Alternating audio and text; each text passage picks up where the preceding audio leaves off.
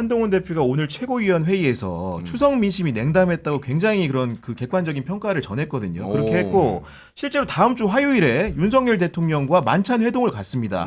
아마도 그날에 한동훈 대표가 아까 제가 서두에 말씀드린 대로 그 의료 대란 문제와 관련해 가지고 정말 이해 당사자들의 입장, 국민의 의견을 제대로 전달할 수 있는 것이지 면전에서 그것도 포인트가 되지 않겠습니까, 회장님? 사실 이제 그 시기상으로 봤을 때 이걸 더 끌면 안 되거든요. 우리가 통계에도 잡히지 않는 많은 환자들에 대한 죽음, 또 환자들에 대한 합병증, 그 다음에 그 어떤 아주 극심한 고통을 계속해서 제대로 치료받지 못하고 감내해야 되는 거, 이 총량들을 따지면 엄청난 고통을 지금 국민들이 환자들이 겪고 있습니다. 또 직접적으로 어떤 질병이나 외상에 이완되지는 않았다고 하더라도 그 어떤 그 위험성에 대한 우리 어떤 불안감 이런 것도 또 생각을 해야 되는 거거든요. 그럼 시간이 많지 않기 때문에 한동훈 대표가 여당 대표로서 본인이 이 문제를 거론했고 여야 의정 협의체 어떤 해결 방안까지 제시를 했기 때문에 구 기자님 말씀하신 대로 다음 주 화요일에 뭔가 한번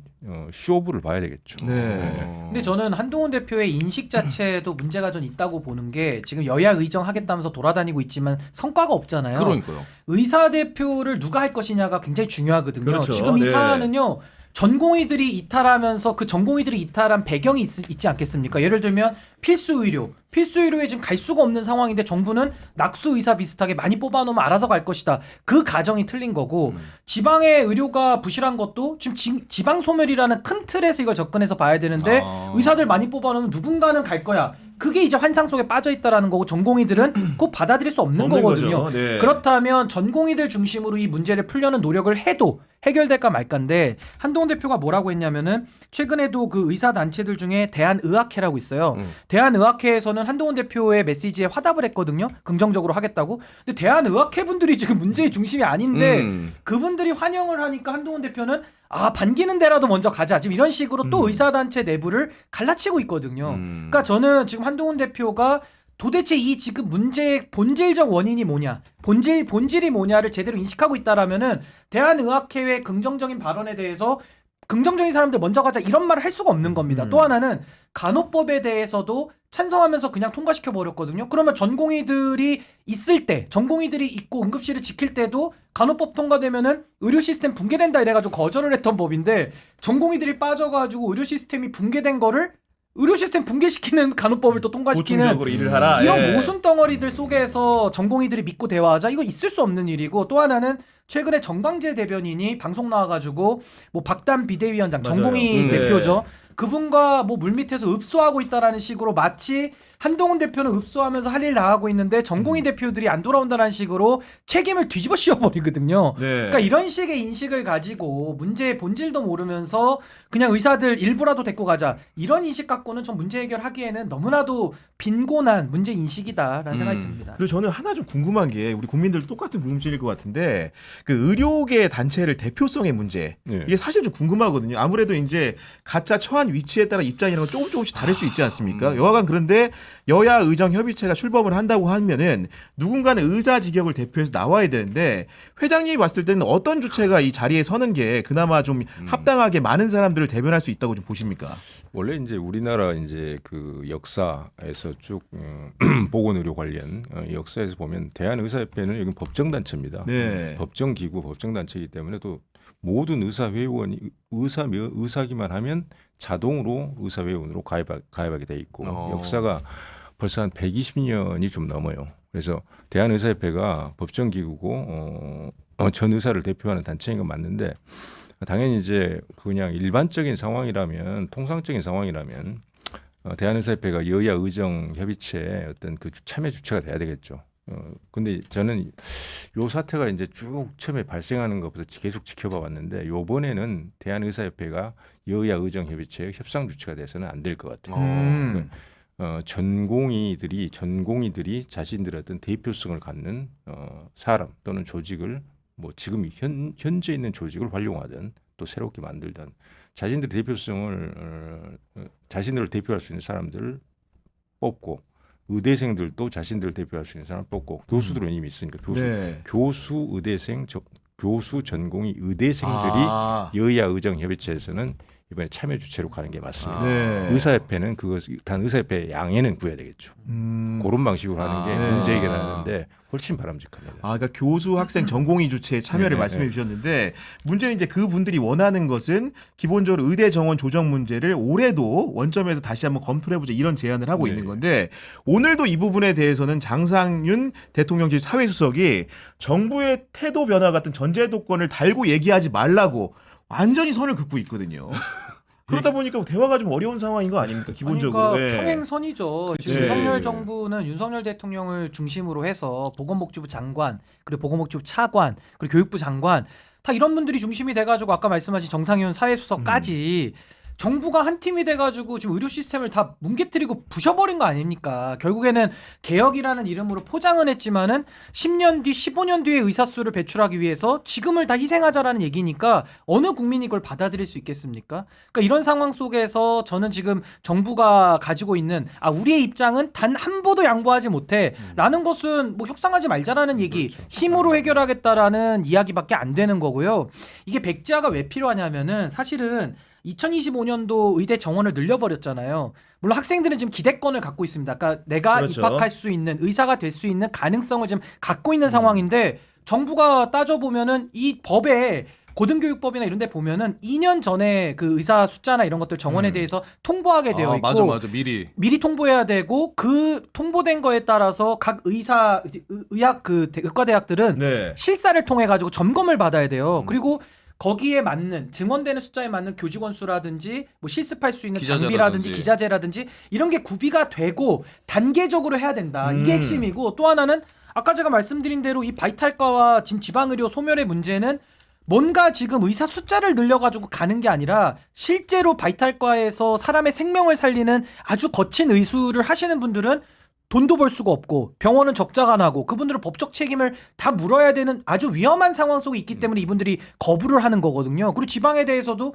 지방에 지금 사람이 없다 보니까 지방에서 치료할 만한 사람도 없고 의료 시스템이 빈곤하기 때문에 더 못 가는 건데 지금 정부는 그거 고려 안 하고 수만 늘리면 해결되겠다라는 그 대전제가 잘못된 거거든요. 그래서 저는 다시 돌아오면 의대 정원에 대해서는 법률적으로도 좀 잘못 진행한 것들이 너무 많아요. 그러니까 여기에 대해서 소송이 들어오면 정부가 질 수도 있지만 또 반대로 생각해보면 사법부 입장에서도 아니 이렇게 불법적으로 의대 정원을 늘렸어? 이거 무효네 라고 판단할 수도 있는 거기 때문에 저는 더 법적 분쟁으로 가가지고 이거를 더 복잡하게 할 게 아니라 저는 정부가 결단을 해서 이 사안에 대해서는 정부의 잘못을 시인하고 백지화를 하고 잘못된 의사결정으로 수험생들과 학부모들에게 피해를 준 부분은 의사결정을 한 주체들이 손해배상을 물려야 되는 거죠. 그러니까 이런 식으로 저는 뭔가 좀 단도리가 돼야 되고 또 하나 지금 관점은 지금 대법원에서도 이 의대 정원 문제에 관한 재항고심이 지금 계류 중이거든요. 맞아요. 네. 아마 거기서 저는 사법부가 결정을 해줘야 저는 이게 해결된다고 봅니다. 사법부가 제동을 걸지 않으면은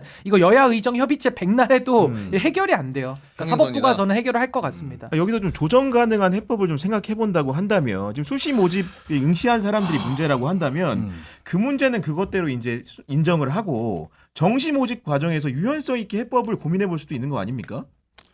그래서 일단 제가 정치권이나 여러 군데서 이제 그 의견을 좀 구하고 싶다 해서 이제 그 연락을 해서 제가 말씀을 드린 것은 핵심은 그거였습니다.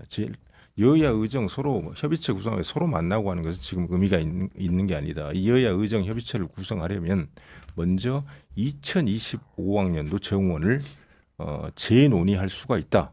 먼저 이것부터 대통령실에서 입장이 나와야 된다. 일단 전면 백지화라는 것은 결정하지 않더라도 네. 2025학년도 이 정원을 이 여야 의정 협의체에서 재논의할 수 있다. 이런 입장 변경이 돼야 되겠죠. 그렇게 되면 협의체가 구성이 되겠죠. 이것을 누가 관철해내느냐. 윤석열 대통령이라는 사람이 이것을 계속 고수하고 있을 때 이것을 한동훈 대표가 해낼 건가. 민주당 이재명 대표가 해낼 건가. 아무튼 누가 해낼 건가. 김건희가 해낼 건가.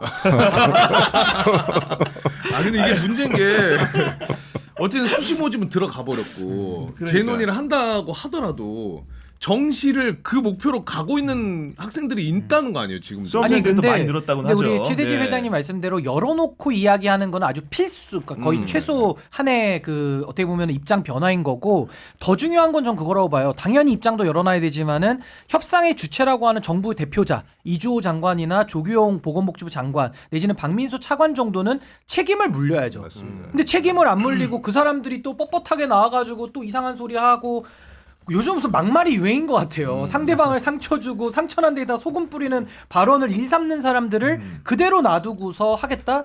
그러니까 지금 윤석열 대통령은 일에 순서가 뒤바뀐 거예요. 여야 의정 협의체? 아니 이걸 진작에 가동하면서 의대 증원을 논의를 해야 되는데 의대 증원을 먼저 발표해놓고 과학적 근거를 찾고 이제 와서 이제 불나니까 불 꺼야지 이러면서 여야 의정 협의체 순서가 완전히 반대로 되지 않았습니까? 그러니까 저는 윤석열 대통령 이거 언제까지 고집 부릴지 모르겠는데요. 자꾸 이렇게 가면 윤석열 대통령을 중심으로 한 지금 정책 당국자들이 미필적 고의에 의한 이건 살인죄도 검토를 해봐야 되는 거예요. 사람들이 죽어나간 걸 알면서도 이걸 그대로 방치하겠다? 그런 걸 우리가 미필적 고의라고 하거든요. 그러니까 저는 이 문제를 정말 간단하게 볼 수가 없다. 많은 시민들 원래대로 있었으면 우리의 응급 의료 체계나 의료 기술을 가지고 충분히 살릴 수 있었던 분들이 지금 생명을 잃고 있는 정말 죽고 사는 문제가 돼버렸기 때문에 전 이 엄중함과 중대성을 지금 정책 당국자들이 이해를 해야 된다. 좀 깨닫는 게 있어야 된다고 봅니다. 오케이. 그 방금 전에 이제 그 최대진 회장님께서 김건희 여사를 통한 해법 우스갯소리를 말씀해 주셨는데 사실은 친한계 의원들이나 최고위원이나 이제 고위 당직자들이 그 한동훈 대표와 윤석열 대통령의 만찬을 앞두고 뭔가 대통령실이란 그 압박 수위를 높이고 있는 건 사실인 것 같아요. 그리고 그래요? 그 문제의 중심에는 김건희 여사의 그런 사법 리스크 부분이 있는 것 같습니다.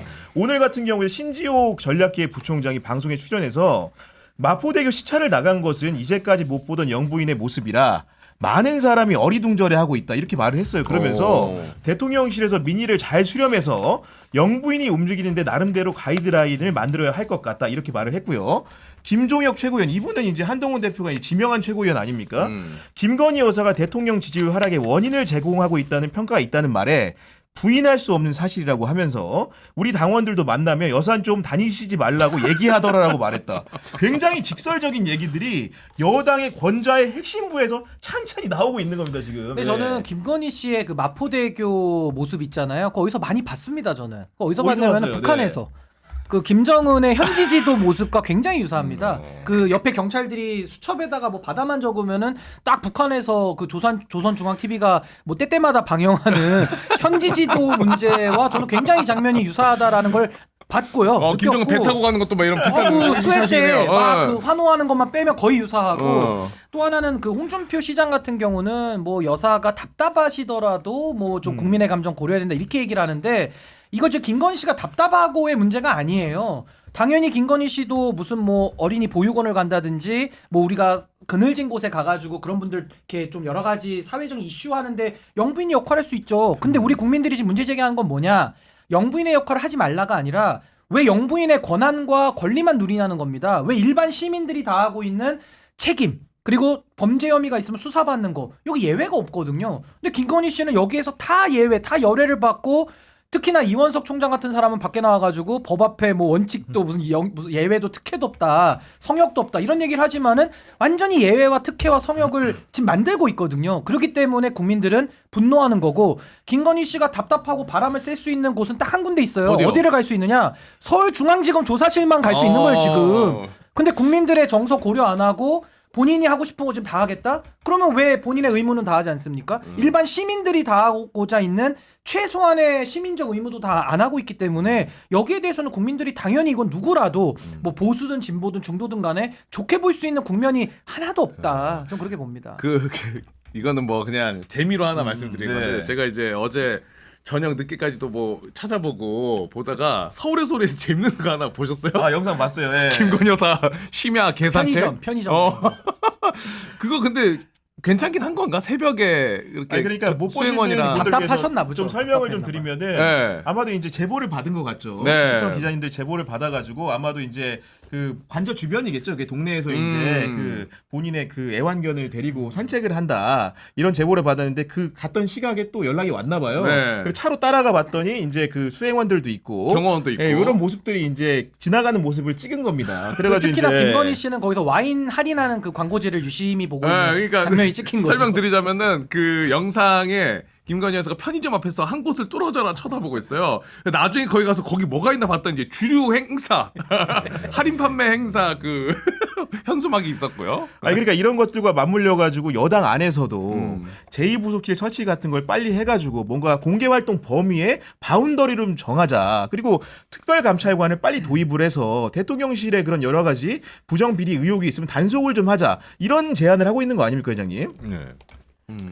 김건희 여사라고 이제 보통 하지 않습니까? 그래서 보통으로 합니다 일단은. 네. 김건희 여사 그 뭐 도이치모터스 주가 조작 네. 그 관련된 사람 저기 실형 손모 씨. 네. 받았잖아요. 한 번도 제대로 수사를 받은 적도 없고 지금 양평 땅 그 의혹도 사실 얼마나 사실 큰 겁니까? 근데 국민들이 이제 계속 흐지부지 끌고 가니까 다 그 국민들 기억 속에 사라지고 있는 것 같아요. 오늘 또 특검법 이제 그 뭐 네. 국회에서 통과시키겠지만은 통과됐습니다 지금. 네. 통과되고 또 보나마나 거부권 발의하겠죠. 아마 네. 계속 이 공방을 계속해 나갈 건데 그래서 뭔가 좀 이 의료 대란 문제도 그렇고 김건희 여사라는 사람의 어떤 이 그 부정, 부패, 어떤 불법적인 이런 행태에 대해서도 뭔가 특단의 대책이 필요할 것 같아요. 네. 그리고 아까 이제 말씀해주신 그 손모 씨 같은 게 그 전주 손모 씨 같은 경우 주가적 방조 혐의로 집행유예가 아마도 이제 유죄가 나왔죠. 유죄가 나온 것으로 이제 보이는데 여기에 더해서 오늘 뉴스토마토에서 또 총선 개입 의혹 후속 보도를 했어요. 신유기 대표님. 그러니까 이제 이 공천 개입이라는 게 상당히 중대한 범죄 혐의거든요. 그러니까 민주주의 파괴 범죄이기 때문에 가장 가까운 예로 처벌받았던 분은 박근혜 대통령. 그러니까 박근혜 대통령이 현직일 때 여론조사 몇 군데 돌려본 것만 가지고도 민주주의 파괴 범죄다라고 해서 실형이 나왔습니다. 실형 2년이 나왔고요. 그때 수사했던 검사가 누구냐? 그 윤석열 당시 검사거든요. 그러니까 결국에는 이 공천 개입이라는 것이 결코 이건 간단한 범죄가 아니고 우리가 국정농단이라고 하잖아요. 국정농단이 국정농락으로 변했을 때 네. 이제는 국정 개입과 당무 개입과 이제는 선거 개입까지 온 거기 때문에 저는 이거 이상 김건희 씨가 더 저지를 수 있는 국정농락 범죄가 생각이 안 나요. 그러니까 거의 이제 올 때까지 온 거거든요. 그러니까 과거에는 현직 대통령이 뭐 누굴 공천한 것도 아닙니다. 뭐 이준석 의원의 말을 빌리자면 완결성이 있는 게 아니라 그냥 누구 여론조사 돌려봐. 이거 공천에 개입했네? 공무원의 선거 개입 위반이네? 이래서 네. 공직선거법으로 처벌을 받은 거거든요. 근데 이거는 대통령도 아니고 대통령의 권력에 올라탄 대통령 측근이자 배우자가 공천에 개입을 했다? 이거 용납될 수 없는 일인 거고요. 여기에 대해서는 윤석열 대통령도 알았는지 몰랐는지까지도 수사를 해봐야 되는 매우 중차대한 전 범죄 혐의다. 그래서 저는 지금 이채양명주라고 하는 이채양명주에서도 김건희 씨 지분이 거의 70%로 지금 확대되고 있거든요. 그 블랙펄 인베스트먼트 해가지고 그러니까 거기에 지금 하나 더해져서 공천 개입이라고 하는 선거 범죄, 민주주의 파괴 중대 범죄 혐의까지 지금 나오고 있는 거기 때문에 여기에 대해서는 그 김건희 씨가 창원 의창만 그럼 개입했겠느냐 이것까지 해가지고 앞으로도 많은 물증들과 증언들이 쏟아져 나올 수밖에 없다. 이거 어떻게 뒷감당합니까? 반드시 특검으로 저는 진실을 밝혀야 된다. 저는 그렇게 봅니다. 그 관련 보도를 이제 곽수환 씨도 보셨죠? 네. 저는 오늘 많이 놀란 게 제가 아침까지도 못 잤어요. 왜냐면은 이 기사 너무 궁금한 거예요. 그래서 제가 듣기로는 6시 17분에 뜬다 그랬거든요. 네. 뉴스토마토에서. 새벽에. 네, 아침? 그래서 안 잤어요. 그래서 17분 되자마자 봤어. 네. 그러니까 서버가 다운됐죠. 오늘. 그러니까 서버가 다운돼서 안 열리는 거야. 그만큼 사회적 관심이 많은 거죠 이게. 그렇죠. 네. 그래서 다음 거 뭐 어떻게 봤는데 7시 20분에 라이브를 한다는 거야. 또 못 잤어. 막 기다려가지고 그 잠결에 막 들으면서 야 대박이다 하면서 잠들었거든요. 근데 하나만 말씀드리고 싶은 게 이거 이 녹취록을 들어보면 이 명태균 씨가 대통령이랑 통화했다. 김건희랑 통화했다. 이 발언을 직접 하잖아요. 주장을 하고 있죠. 그런 주장을. 네. 그 녹취록에 그렇게 있잖아요. 실제인지 아닌지 그러니까 그게 몰라도. 조작이 아니라면 사실인 거죠. 그렇죠. 조작만 그러면 아니라. 만약에 이 사람이 우리가 그동안 봐왔던 것처럼 나중에 허세 프레임으로 갈 수 있잖아요. 허장성세다. 아니, 네. 안 그래도 지금 윤상현 의원이 허풍 프레임을 짜고 있습니다. 허풍 프레임 이미 갈 수 짜고 있어. 있잖아요. 그러면 요거 굉장히 대통령이랑 영부인의 지위를 이제 이용을 한 거잖아요. 그러면은 바로 이거는 명예훼손이나 그렇지. 바로 나와야 되는 거 아니에요? 상식적으로? 그 바로 고소 매겨야 됩니다. 그거 김건희 원래 씨가. 바로 나와야 그렇죠. 되는 거예요. 사실이 아니라고 근데 한다면 고소를 못 하죠. 그러니까 왜 이게 확실한 증거 아니냐 저는. 막말로 제가 구교영 기자랑 안 친한데 뭐 이렇게 친한 분 만나가지고 교영이 형은 우리 친형님이지 그 뭐 제가 얘기 잘할 테니까 뭐 좀 이렇게 밥이나 한번 사주세요 이렇게 했어 막. 근데 나중에 알려졌어. 비상구 출연시켜줄게. 비상구 그러니까, 출연시켜줄게 했어.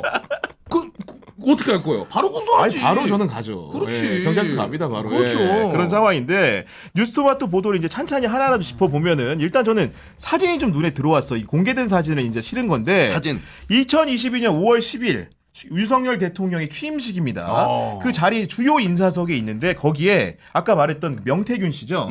명태균 씨가 이제 주요 인사석에 참석한 사진이 동그라미를 쳐서 표시를 했는데 그 옆에 보니까 도이치모터스 주가 조작 혐의를 받는 권오수 회장의 아들인 권모 대표님이 또 계시고 그리고 이제 그 근처에는 또 지난해 별세하신 그 윤석열 대통령이 붙인 윤기중 교수님도 이제 계셨는데 그만큼 주요하게 초청을 받았다는 건데 오늘 한겨레 신문이 또 추가적으로 보도한 걸 보니까 명태균 씨를 누가 초청했냐 바로 여사님의 초대로 대통령 취임식에 왔다라는 겁니다.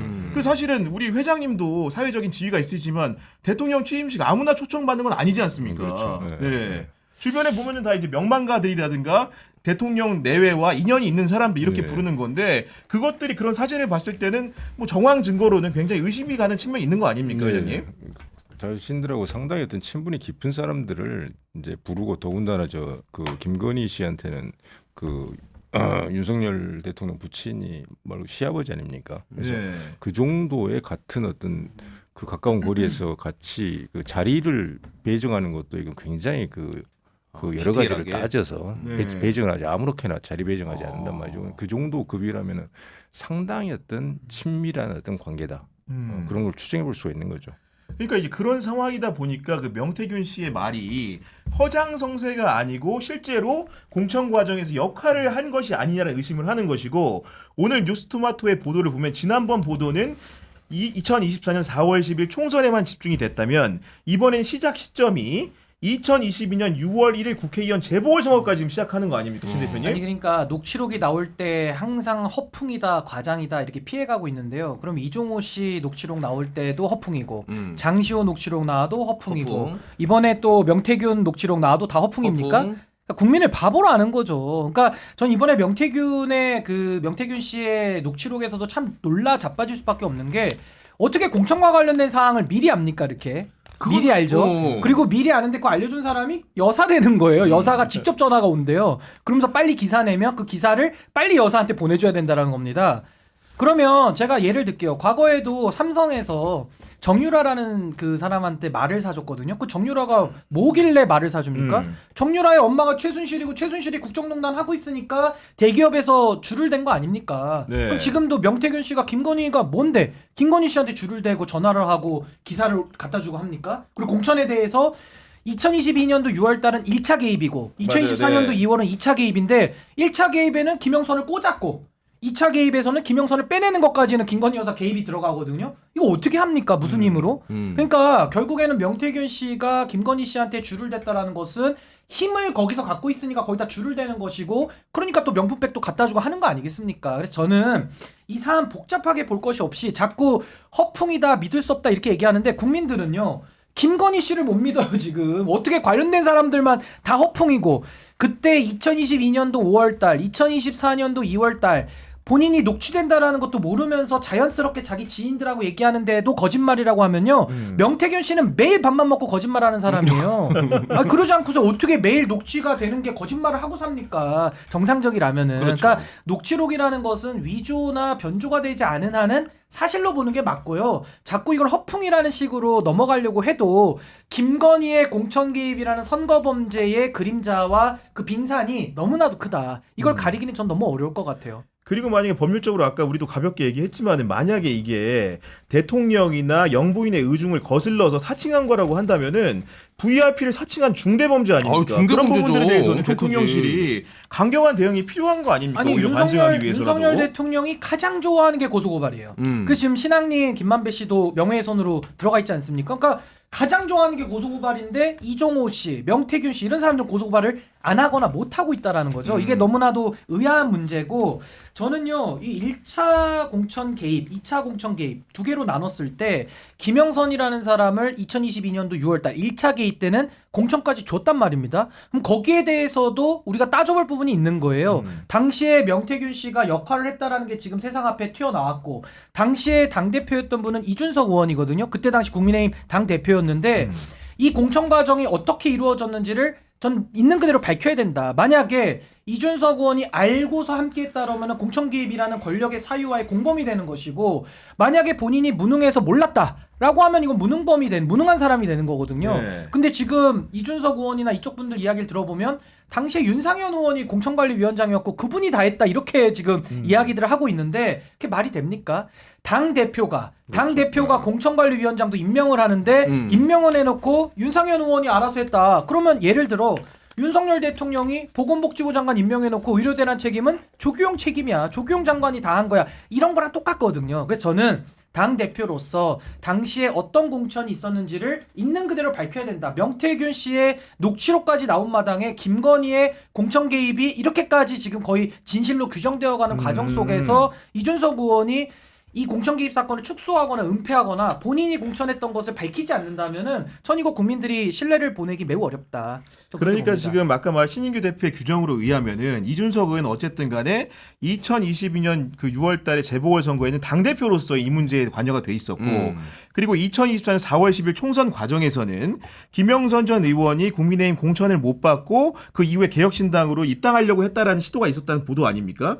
당시에는 개혁신당을 또 이제 이끄는 한 축으로서 또 사실관계를 일부 알고 있는 게 있기 때문에 이준석 대표가 이 부분에 대해서 명명백백하게 국민들 앞에 설명하는 게 맞다는 설명인 아니, 거죠. 그러니까 저는 설명을 안 해도 돼요. 뭐 이준석 의원이 뭐 밝히기 싫을 수도 있어요. 그러면 조용히 있으라 이겁니다. 왜 이거를 방송 나와가지고 선거 개입이라는 대통령 배우자의 이거 중대한 범죄 혐의거든요. 근데 그걸 왜 감싸줍니까? 그러니까 감싸주면서 이 공천 개입 사건이 뭐 선의의 조언이다, 완결성이 떨어진다. 무슨 완결성이 떨어져요? 개입을 하면 개입을 한 거지. 그러니까 저는 그런 식으로 이 중차대한 문제를 자꾸 축소 은폐하는 것은 대통령실과 입장이 똑같거든요. 그러니까 그런 식의 정치를 하지 말라는 겁니다. 본인이 용기가 없어서 못 밝힐 수 있어요. 그럼 조용히 있으라 이겁니다. 왜 이걸 나와가지고 국민들 앞에 여론을 호도하고 아니 이런 거랑 똑같아요. 김건희 씨가 디올백을 받았으면 그 뇌물 혐의를 열어놓고 수사를 해야 되는데 권익위가 그 뇌물이라고 얘기를 못합니다. 그렇죠. 그리고 청탁금지법 위반만 들여다보고 아 이거 문제없다 이렇게 하거든요. 왜 이준석 의원이 권익위 같은 짓을 하냐 이걸 저는 문제제기하는 거기 때문에 본인도 직접 간접 당사자로서 책임이 적지 않다. 말을 할 거면 진실을 밝힐 의무만 있는 거고요. 밝힐 용기가 안 나면 가만히 있으라 이겁니다. 차라리 수사를 나중에 받을지언정 가만히 있으라 이거죠. 이거는 약간 번외 얘기입니다만은 우리 최대재 부장님은 직접 선거를 또 목포에서 치러보셨잖아요. 네. 그 과정에 선거를 치르는 과정에서 그 정당의 사람들뿐 아니고 다양한 주체들이 이제 뭔가 이렇게 사탕 발림도 하고 이런 경우들이 좀 왕왕 있습니까 원래? 예, 뭐 보면 거의 뭐 끝없이 달라든다고 하죠. 선거 전문가들이 전문가들이 네, 주로 전문가 어떤 권유를 이렇게 하는 겁니까 보통? 뭐 이제 선거 홍보 방법이라든지 단기간 내에 뭐 이런 방법을 쓰게 되면 이제 그 많은 어떤 홍보를 할 수 있고 많은 표를 모을 수 있다. 네. 정말 전문가를 내가 데리고 왔다. 네. 이런 식으로 해서 전문가가 한 선거 기간 한 달 동안에 전문가만 한 100명 이상 만나본 것 같아요. 아니 근데요. 주로 그 요거는 좀 중요한 게 저도 선거를 나가봤지만 선거 전문가 지역에 많죠. 지금은 선거 전문가라서 문제되는 게 아니고요. 선거 전문가든 누구든 간에 어떤 사람이 권력자와 연결이 돼서 공당의 공천에 개입을 해버렸다. 선거 개입 범죄 혐의. 이게 핵심이기 때문에 무슨 이분이 무슨 명태균 씨가 어떤 선거의 기술을 가지고 무슨 잘못을 저지르 이게 아니고 그렇죠, 네. 권력자와의 유착, 권력자와의 그렇죠. 선거 개입 네. 범죄가 이건 핵심이기 때문에 그 부분이 중요한 겁니다. 그러니까요. 아까 이제 이준석 대표를 계속 하고 있었는데 결국은 이제 지리산 그 자락에 있는 모양이죠. 칠불사라는 데서 그러니까 뭐 A 의원이라는 분하고 우리가 대부분 짐작하고 계시는 의원이겠지만 추정하는. 그다음 이준석 의원하고 김영성 전 의원하고 그다음에 당직자 DC라는 분도 함께했고 명태균 씨도 함께한 상태에서 회동을 했다는 거 아닙니까? 그리고 그 자리에서 우리가 지금 아직 실물은 보지 못했지만 텔레그램 메시지 내용도 뭔가 공유가 됐던 것 같고 나중에는 김영선 전 의원과 이준석 그 당시에 그 전 이준석 전이 아니죠. 이준석 의원이 대표죠. 같이 이렇게 만나가지고 이제 심야 회동까지 하면서 이 문제를 어떤 방식으로 풀어나갈까지 상의를 했다는 건데 그런 정도의 증빙이라면은 사실상 이런 개입 가능성의 질을 높여주는 수준이라고 할 수 있는 거 아닙니까? 그러니까 저는 이 문제의 핵심이 뭐 개혁신당의 비례 1번을 타진했냐 3번을 타진했냐 그거 별로 궁금한 사항 아니거든요. 결국 공천도 안 됐고 그건 개혁신당 내부 문제니까 뭐 우리가 알 바도 아니에요. 궁금하지도 않은 건데 핵심은 뭐냐. 이준석 당시 개혁신당 대표죠. 개혁신당 대표가 그 선거 기간에 바쁠 때 지리산에 그 칠불사까지 가가지고 뭐 거기 이제 기사에는 뭐 익명으로 나오지만 천하람원이 갔다는 겁니다. 지금 주장에 의하면 뭐 아니면은 반박을 하면 되니까요. 그럼 그렇게 당의 중요 책임자들이 가가지고 논의를 하고 심지어 이준석 의원의 오늘 페이스북을 보면은 구성원 모두의 의견 수렴까지 거쳐가지고 김영선 의원을 이게 안 하기로 했다라는 겁니다. 네. 그러면 구성원 전부가 모여서 논의를 할 정도로 이걸 심각하게 받아들였다라는 얘기인데 당시 2차 개입, 그러니까 2024년 2월달 2월 29일에는 이 문제가 중요해서 기자회견까지 하고 김영선 의원하고 칠불사까지 가가지고 뭐 또 그 의원은 2박 3일 남아가지고 무슨 기자회견문까지 가다듬고 이 정도로 중요하게 생각했던 분이 이제 와가지고는 동탄 시민들의 표를 얻고 배지를 달고 조금 먹고 살만해지니까 이제 와서는 이 공천 개입 사건이 그때는 폭로를 위한 아주 중차대한 문제고 지금에 와서는 아 이거는 뭐 선의의 조언이고 그럴 수 있는 거 아니야? 그냥 우리가 남이야? 뭐 좋은 거 아니야? 이런 식의 말을 어떻게 하냐는 겁니다. 그러니까 이준석 의원은 아마 본인이 생각할 때는 아마 2024년도 2월달 것도 세상에 드러날 거라고 생각 안 했겠죠. 그리고 2022년도 6월이라고 하는 1차 개입도 누가 문제 삼을 거라고 생각했겠습니까? 근데 이제는 명태균 씨를 중심으로 해서 문제가 나왔거든요. 네. 나왔다면 얘기가 달라지는 겁니다. 진실을 밝히든지 본 사람으로서 네. 밝힐 용기가 없으면은 여론을 호도하지 말라는 겁니다. 그러면은 그 신유기 대표님이 이준석 대표 얘기를 계속하고 있으니까 중요한 당사자라서 네, 얘기를 안 할 이준석 수가 대표가 없어요. 그럼 자꾸 이렇게 속된 네. 말로 뭔가 보호막을 치는 듯한 그 용어를 사용하고 뭔가 이 사태를 뭔가 좀 숨 죽이려고 하는 배경이나 근저에는 어떤 원인이 근본적으로 있다고 보십니까? 뭐 저는 이거 추정입니다만은 네. 저는 양두구육을 세 번째로 하는 것 같습니다. 그러니까 쉽게 말해서 석희 동맹이라고 이준석 김건희 동맹, 석희 동맹 아니냐라는 생각이 들고 그 동맹 왜 해요? 아니 왜냐하면 명품백 사건에 대해서도 이준석 의원이 이거 특검할 사안 아니라고 얘기를 해주거든요. 그러니까 김건희에 대해서는 범죄 혐의를 다 덮어주고 있어요. 그럼 이유가 있겠죠. 그 이유는 뭐냐? 제 추정에는 10월 10일까지는 선거법이 걸려 있습니다. 그러니까 선거법이 걸렸고 검찰이 걸렸기 때문에 이준석 의원이 검찰, 그러니까 지금 김건희 씨의 눈치를 볼 수밖에 없다는 게 첫 번째 추정이고 두 번째 추정은 뭐냐면은 2차 개입, 그러니까 올해 있었던 2차 공천 개입이 만약에 수면 위로 올라오면 이준석 의원은 그 텔레그램을 봤다라고 주장하는 사람이기 때문에 최소한 참고인으로서는 조사받아야 됩니다. 참고인으로서는. 그렇죠. 네. 근데 이준석 의원의 마음속에는 이번 개입만 있었던 게 아니라 2022년도 6월달 1차 개입 때도 개입이 있었고 그때는 본인이 당 대표였기 때문에 그때는 공천 개입 사건의 중심에 있었거든요. 그러니까 불똥이 본인에게도 튈까봐 저 상당히 염려하고 있는 거 아니냐. 그러니까 2차 개입에서 이거 별거 아니야라고 문제를 무마시켜야 1차 개입까지 가지 않겠다라는 기대를 가지고 저는 지금 이 사안을 축소 은폐하면서 대통령실과 입장을 같이 내는 거 아니냐.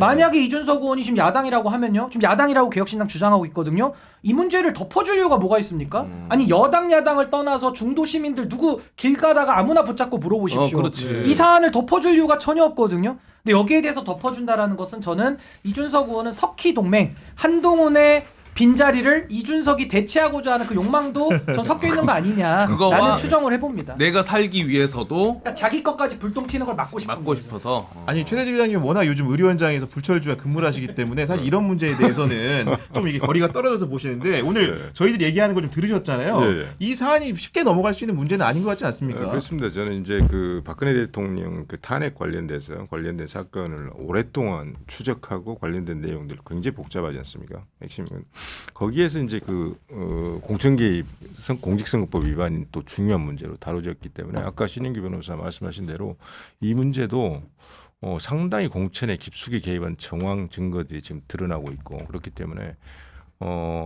이것은 사실 김건희하고 윤석열은 뭐 경제 공동체는 당연히 경제 공동체고 제가 볼 때는 정치 공동체예요. 정치 공 같이 나라 국가를 경영을 하고 있습니다. 그래서 어떤 선거 개입을 했으면 당연히 윤석열 개입 여부도 따져야 되는 것이고 이게 탄핵 사유가 되는 거예요. 그렇죠. 중대한 탄핵 사유입니다. 실제 박근혜 대통령이 그렇게 탄핵을 당했으니까 실형도 예, 처벌받았으니까. 실형까지 선고받고 예.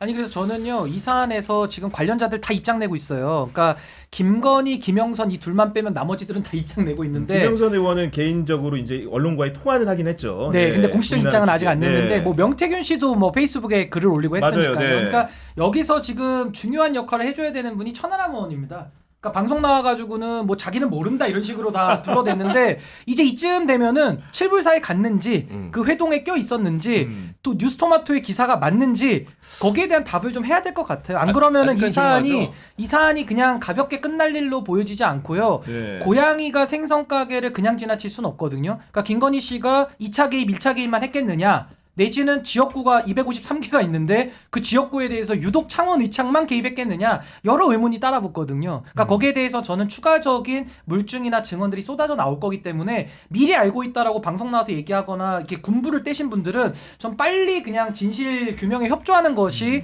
그분들이 더 정치를 하실 수 있는 이유가 되지 않을까라는 생각이 듭니다.